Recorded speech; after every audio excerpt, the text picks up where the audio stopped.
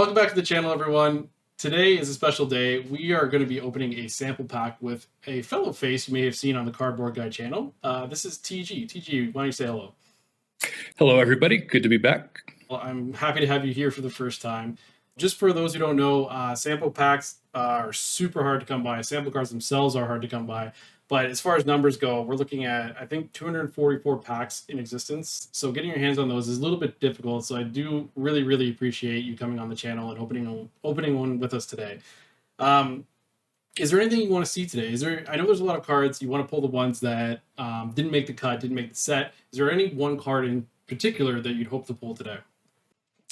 Yeah, I mean, everybody would like to see that what we suspect may be a second Philosopher's Stone out there in the world. Like, that would be fun to open.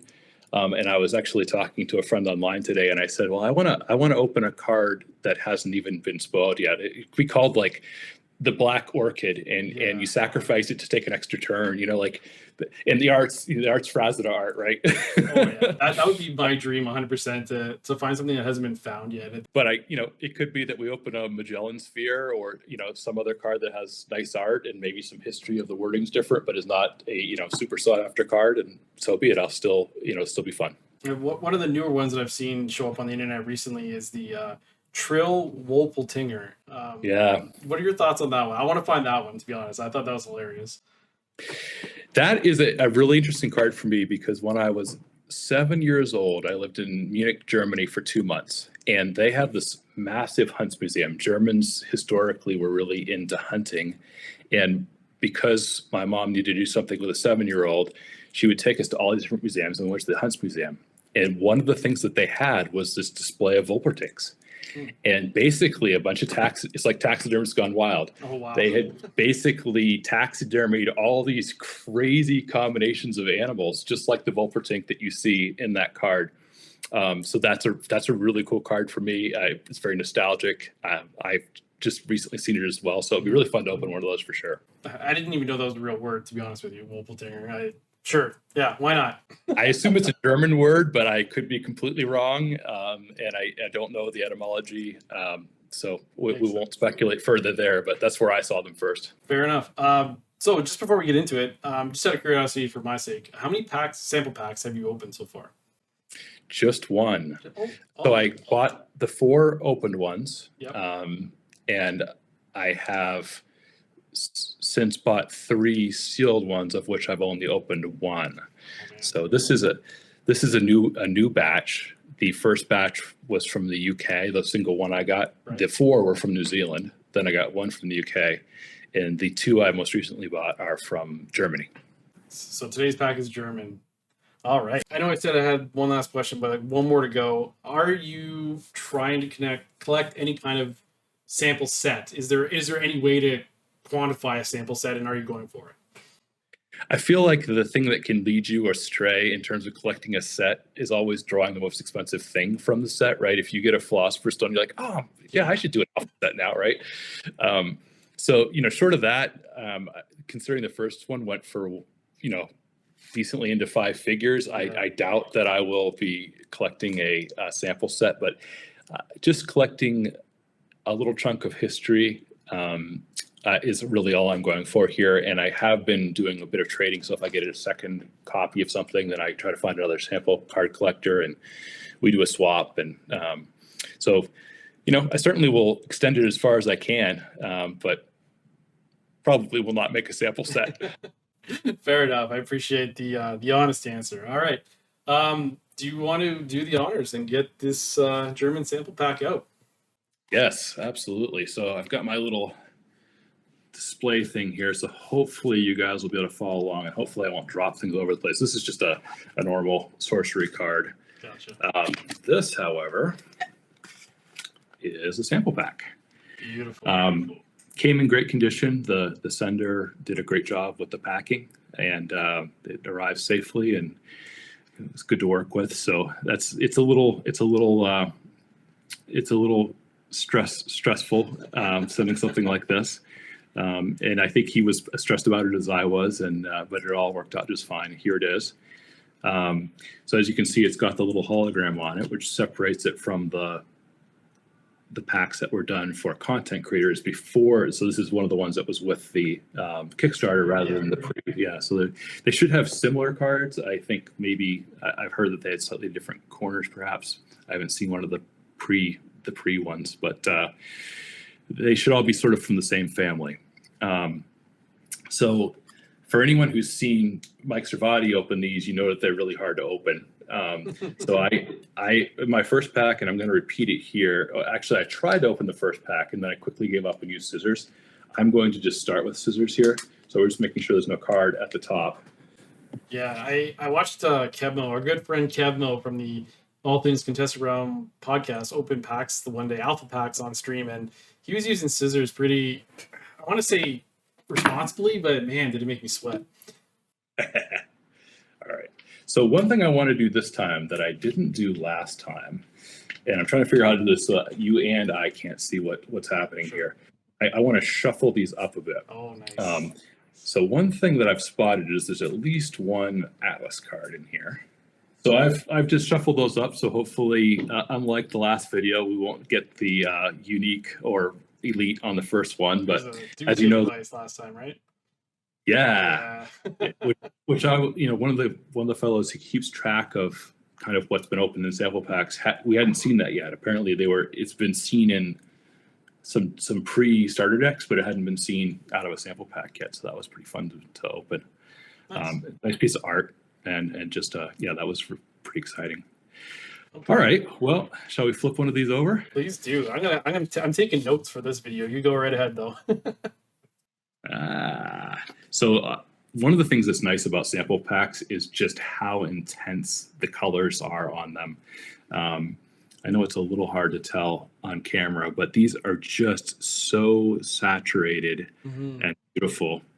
And this is obviously Incinerate. I'm going to put my glasses on for a second and we can check the wording here. Sure.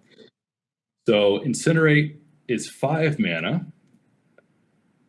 which I think is the same. Ordinary magic in these draconic realms.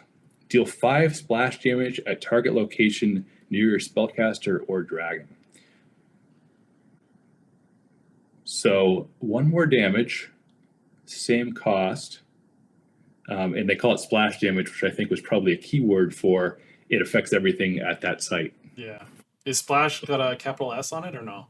No. Okay. Unlike the word quick, which sometimes appears in the byline, right, which tells you it's an instant. Yeah. To use instant. The other games, the other games words. Nice. So really nice, ordinary card. All right, we have another ordinary.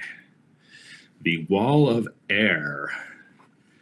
And 2 casting cost, air, an ordinary aura of bitter obstruction. Bitter obstruction, interesting. Conjure at the intersection of 2 sites. This wall extends 1 width to the left and right and blocks the movement of airborne minions. Genesis, draw a spell. What? So most sample cards got nerfed, and this one really did. Wow. So it's a cantrip wall, which actually might make it playable because I have not found walls to be super great. This one seems, I don't know what it means that it extends 1 step to the left and the right, but I'm guessing that means it crosses 3 I believe so. Sites, and it's a cantrip. For those of you out there who don't know what a cantrip is, do you mind explaining that one real quick? Oh yeah, sure. It's a term that's often used in the Magic world, which just means that in addition to whatever effect you get to draw another card. Gotcha. So it's self-replacing. So blinks, for example, fade, at least when you're on the enemy's territory, those kinds of spells.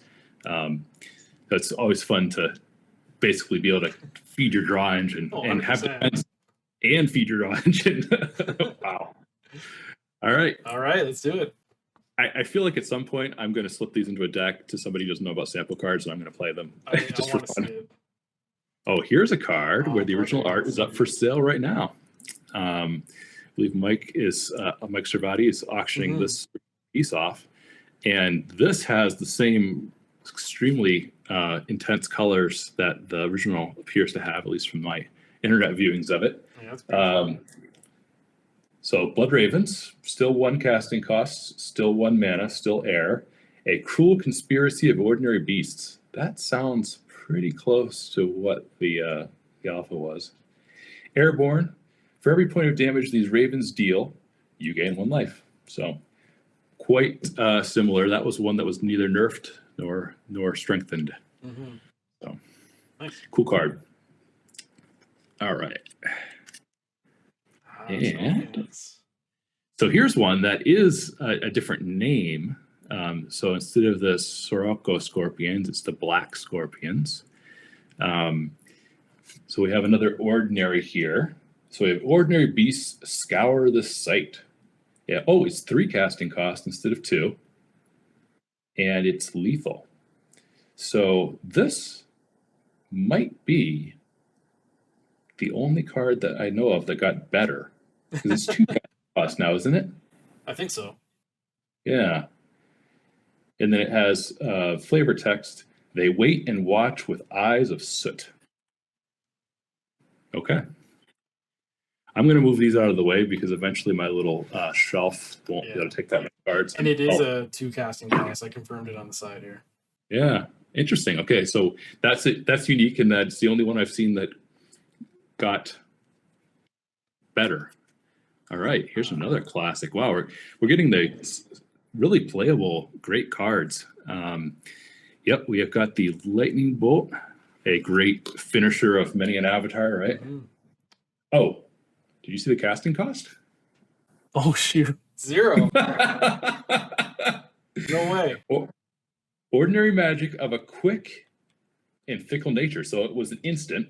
It costs 0, which I guess it would have to be because you're not making mana on your own turn, right? I'm sorry, on your opponent's turn. This bolt deals 3 damage to target minion or avatar. Excess damage is dealt to the owner of the site the target is on. Wow. So instead of randomization, it's target and it's got splash to the site. Holy moly. And there's my thumbs up again. Well, somebody will have to tell us in the video what's going on with that thumbs up. Must be something Max do. Okay. So some great ordinaries. And going back to what you were saying about most cards being nerfed, like, oh, you see the difference there for sure. Can you imagine? All right. I'm glad they nerfed that one. It was too crazy. It's the Extinguish. And that's not the curio art either. It's the one that made the cut, right? That's exactly right. So famously, this is the one that in beta also has a curio for it. It's got that really rich sample card printing, but you're 100% right. It's the art that made the cut. Ordinary magic of flickering failure, which I think might actually have made the final version. It sounds familiar. Counter target fire spell or destroy a fire target near your spellcaster. Fire target. So I guess something with a fire threshold could be destroyed near your. So the text that made the cut was guttering failure. I believe the flickering would have been the different art and flickering for the curio or something like that. I think guttering is actually better because it sort of it's I think of it as what happens when a water puts out a fire. Yeah. So that's perfect. All right, let's see what we got. And that was an ordinary as well. Say, are we still at ordinaries only so far? Yeah. I mean, there should be 11 of them, right? Yeah. And we have opened 1, 2, 3, 4, 5 of them. I'm getting excited here. I'm not gonna lie. I've been excited the whole time. All right. Oh man. Another the gnomes. The gnomes. Are they an ordinary? Yes, they are in this. I think aren't they an exceptional now? I think they are. I believe so, yeah.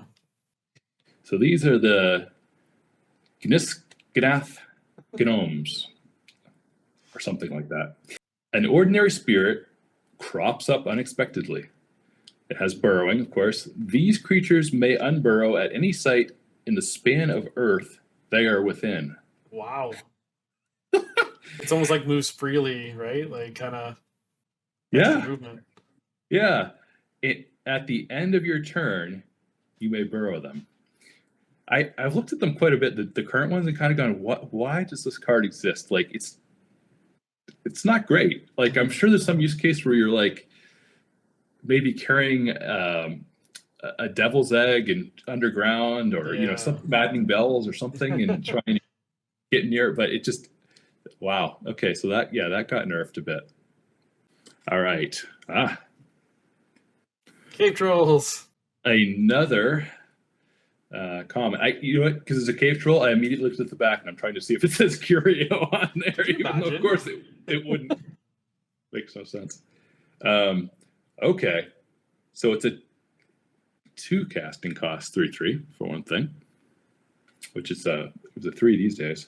It has burrowing, ordinary monsters digging in the dirt, and it has a song, a trollish working song. We dug, we lug, we scoff up the bug. We bore, we gore, we snore for the ore. Okay. I'm not sure if I did a good reading by the trollish standards. In comparison, I believe the one that made the cut is we dig, we lug, we mosh the bug, for or no more, we jig and jug. It's got the same sort of feel to it. Yeah. All right, so another ordinary. Oh. Something's got to give here. I tried to shuffle them good, but all right, this one probably exceptional. So we have the Lucky Charm. It's ordinary. Interesting. Yeah. It's got exceptional now. 1 mana, Lucky Charm, an ordinary relic to keep your streak going. And it says, whenever something is done at random, do it so an extra time and choose one of the outcomes. If an avatar bearing the charm is dealt a death blow. God, it's really hard to read this. Destroy this charm and flip a coin. Wow. If you win, the avatar survives. Wow. The text is both tiny and in that corner very dark. Luckily, I think the camera's enhancing the contrast a bit. Mm-hmm. But goodness gracious, I think that would probably make it into every deck, especially at ordinary. We get 4. I was gonna say, like, I always wanted to build like some sort of like janky randomization deck because the Gamblers Club channel, and then being able to modify it and control it with Lucky Charm and all that goodness. So I wish that one kind of made the play, but that is a lot of text and a lot of like extra. Yeah, I mean, you would play with it even in a non-random deck to have a 50% chance, especially if you could. It's ordinary. You could stack 3 of them on your avatar. I guess it doesn't modify itself, but if you had 2, I wonder if the second one would make the first one be able to be re-rolled, right? So, I'm glad they got rid of it, but it was really cool. All right, and we've got a boil, it looks like. Wow, that is so red. Is that exceptional? Nope. Sure. Ordinary quick magic. So therefore the casting cost is 0. Yeah. 0. Ordinary quick magic of Seething Dissipation. Counter target water spell or destroy a water target near your spellcaster. And then it has a quote from Exodus. Stretch out thine hand over the sea and divide it. Exodus 14:21. So Exodus, not the thrash metal band, the Bible section. It is interesting to see the instance in counter spells. I think the vast majority of the sorcery community is happy they're not in there. But yes. Like we've been talking about, seeing this history and the thought process of what could have been is very, very cool to see. I think they'll introduce a few more things besides dodge over the years, but I think they'll be very cautious about it. I certainly hope so, and not do much of it because it could just instantly become a staple. You think about Force of Will in any Eternal format in Magic. Just ubiquitous. So it looks like Germany's going to keep us on the edge of our seats till the end here. How many are we at? 1, 2, 3, 4, 5, 6, 7, 8, 9, 10. Oh man! So there should only be one more ordinary left. Let's see it. All right, here we go. We've got. No, that should be an ordinary too. Yep. Right. Deep water mermaids, right? Is that what that? Am I remembering that right? Yeah. Deep sea mermaids, yes. Ordinary, what? Ordinary mythics, that's confusing, of the mysterious depths. Submerge, Genesis, draw a spell from the bottom of your spellbook. So That's pretty close to the same, right? yeah, and I think even the casting cost and power are the same as well. So that's pretty interesting. So in theory, we have a 0% chance of getting any more ordinaries, but I'm like starting to wonder if my pack is weird. Okay. We've got Far East Assassin. Far East Assassin. So this probably is our elite, but sometimes they change our an elite mortal swipes from the shadows. It's a 1 casting cost, 2 power. I believe that's cheaper. Yep. It has stealth and lethal. This assassin can only be summoned in your rightmost column. And whenever it kills a tapped minion, unsummon it. I assume that means when it says it, I assume it means itself. Yeah. So you have to start on the right column, it sneaks across, kills a minion, and then goes back to your hand. And has lethal. Yeah. Huh. So I also wonder if it's unsummoned, does that mean it doesn't die? Right, yeah, because it's not going to hit the cemetery, right? Maybe, because it says whenever it kills it. So I think if it's killing it, then you should be dying also. So maybe you have to have a different way to survive to have it unsummoned. I don't know. We probably won't get a ruling on that in FAQ anytime. Well, that seems to be our elite. So we're probably not getting a Philosopher's Stone in here, but it's quite cool. That's all right.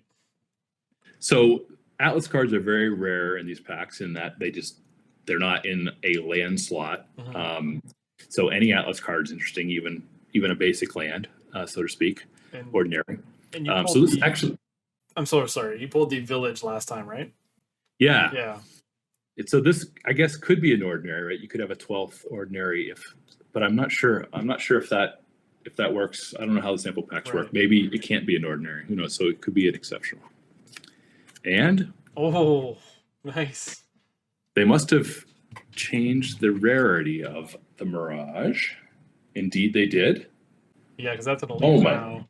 Goodness, and they changed the effects quite a bit too.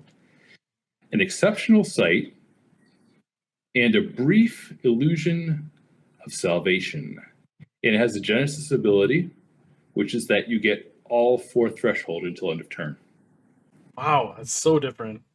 So to me, opening one that's downshifted in rarity still is just as cool as. So I'm as excited about this one as I am about the Far East Assassin, and the backs of these are just also super saturated and beautiful. I mean, might as well consider that an elite as well now, right? So exactly. There'll be a few more that exist in sample packs than there otherwise would be. So instead of 4, there's 10 or 7 or whatever there are. I don't know what the exact numbers are. All right, and we've got a backstab. Famously hard to get in foil and alpha. All right, what do we got here? So it costs 2 and tests double red threshold. Exceptional magic of sharp surprise. Target friendly minion vanishes into the shadows, reappears at target location with a lone enemy, and attacks it. If the attacked minion dies, it does not deal combat damage. Interesting. So it's a strike, basically. And two threshold versus the 1 original in the final one. Yeah. All right, I'm going to move that one aside. And so I think, are we down to our last card here? We are. That's like it. What do we got? A hunting party? Yeah. So these are one of the bowmen, I think. Or no, this is a totally different card. That's not in the final set, right? That art? No. Like it's in Drea Bodesti, clearly, right? But yeah, you're absolutely right. And no, it didn't make it the final set.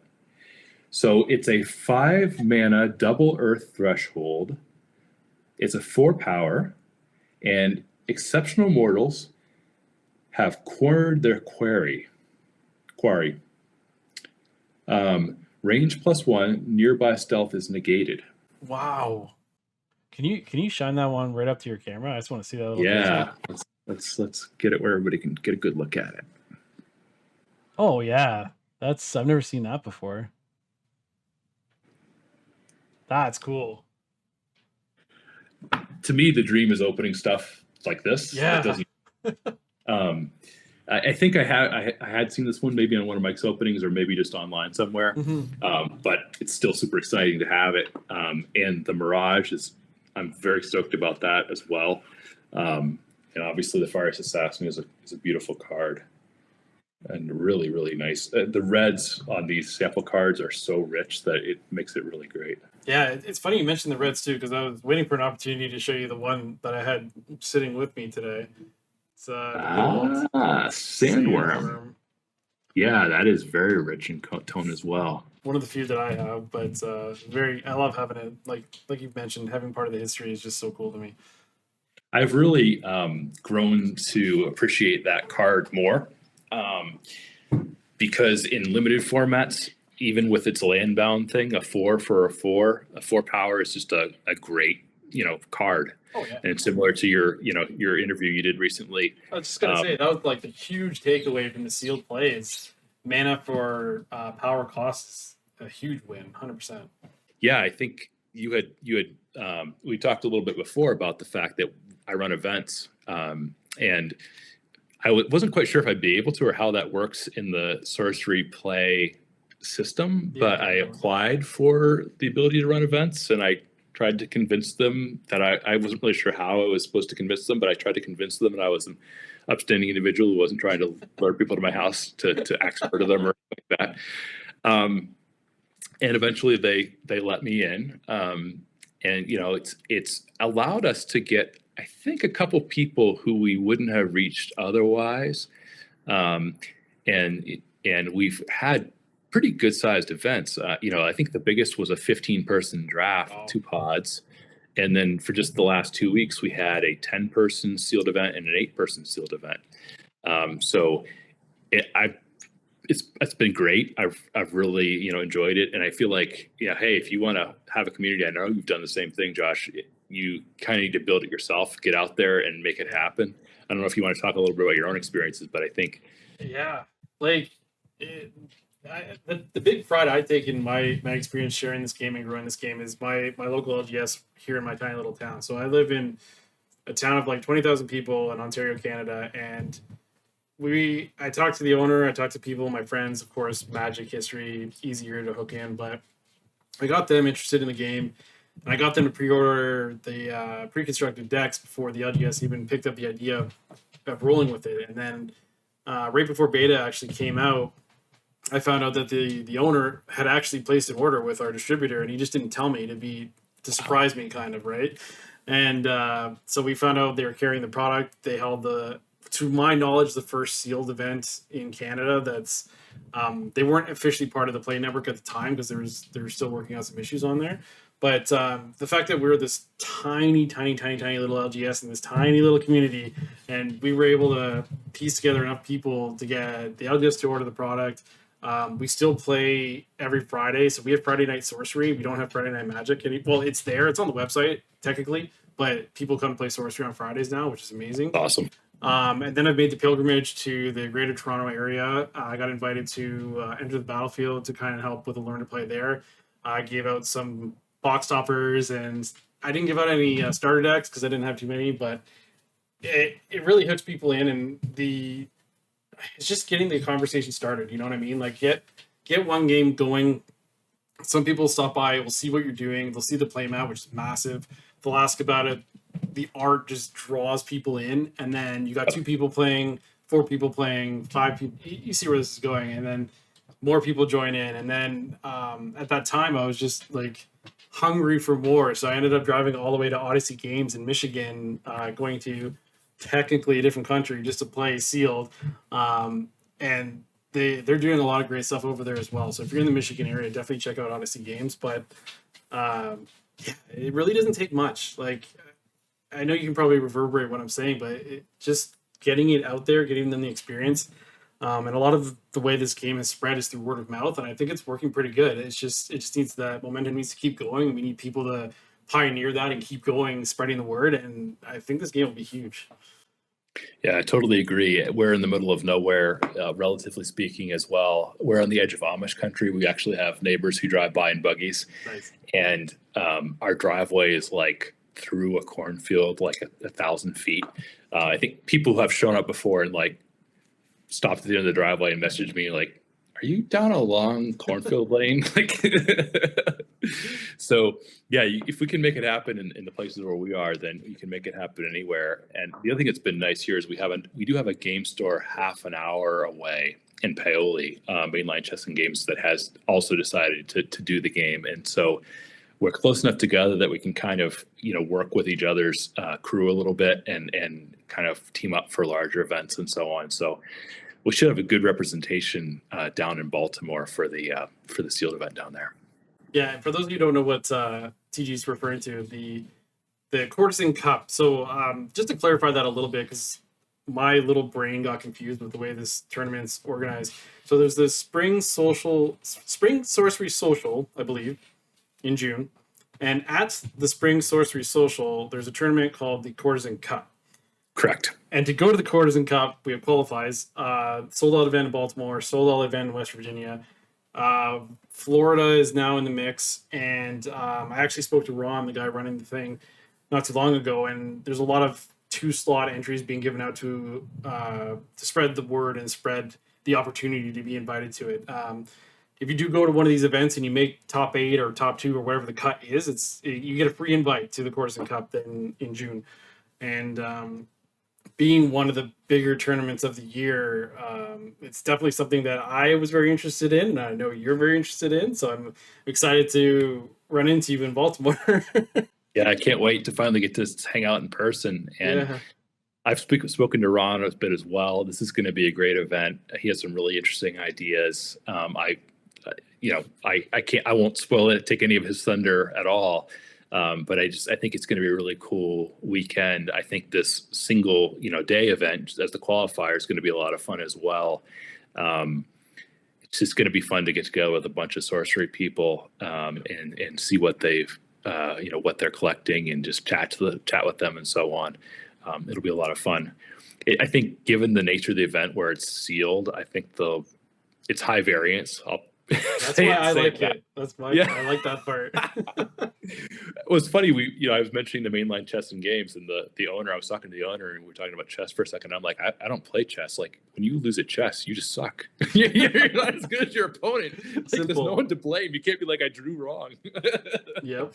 So, yeah, I'm there with you, but I think that also is very leveling. On the other hand, I don't know if there's any sort of sorcery grinders out there who are just sort of playing all the time and kicking butt. But people should watch the video that you did last about that. It will really help their game.